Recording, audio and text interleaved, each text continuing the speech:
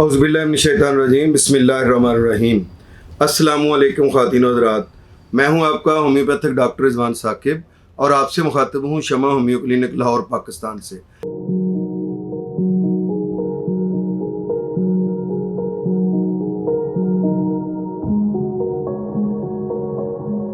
आइए आज बात करते हैं कि आतिशोक या सिफिलिस के अगर इलाज ना करवाया जाए तो उसकी वजह से कौन सी पेचीदगियाँ पैदा हो सकती हैं, वो कौन सी कॉम्प्लिकेशंस हैं जो सिफिलिस को इसी तरह से रहने दिया जाए, इसका ट्रीटमेंट ना किया जाए तो वो पैदा हो सकती हैं।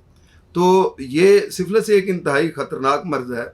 जब अगर इसका प्रॉपर इलाज ना करवाया जाए, पहली बात तो ये है कि ये आपके यूरिथ्रा को, पेशाब वाली नाली को पूरी को मुतासर कर सकता है। आपके मुंह को जो है वो बहुत ज़्यादा मुतासर कर सकता है। स्टोमाटाइटिस टाइप दाने जो हैं वो बन जाते हैं।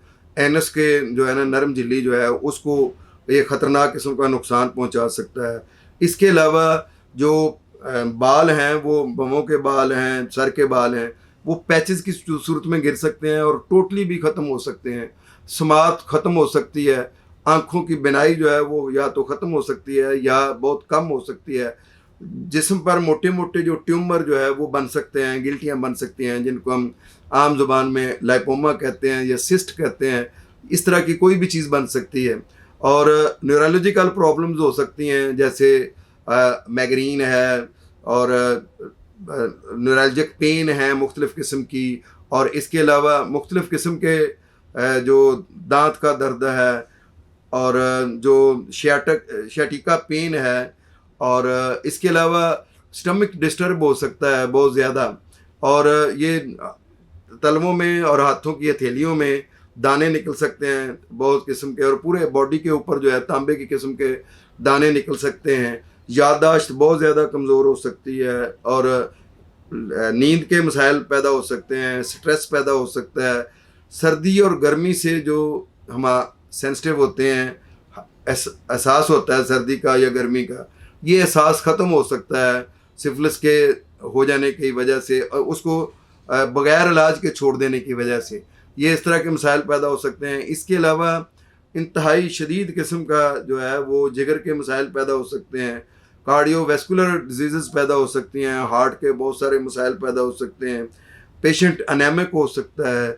और इसके अलावा पेशेंट एक आप कह लें कि जैसे एक बम है कि वो किसी भी वक्त फट सकता है, तो वो फटने से उसकी अपनी ज़िंदगी भी तबाह हो सकती है और दूसरे लोगों को भी वो मुतासर कर सकता है।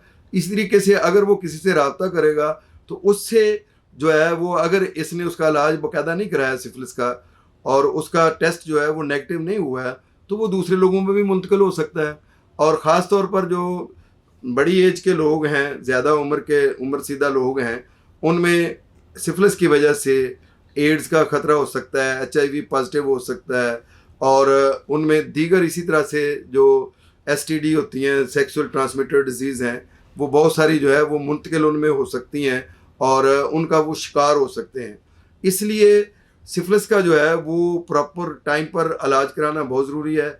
अगर इसका प्रॉपर इलाज ना करवाया जाए तो ये अगर माँ को है तो वो बच्चे को भी मुंतकिल हो सकता है, अगर बाप को है तो वो अगर खामद को है तो उसकी वजह से बेऔलादी भी हो सकती है, और बच्चे जो है वो पूरी नशोनुमा के साथ पैदा नहीं भी हो सकते, नामुकम्मल बच्चे पैदा हो सकते हैं और अजीबुल खलकत बच्चे पैदा हो सकते हैं।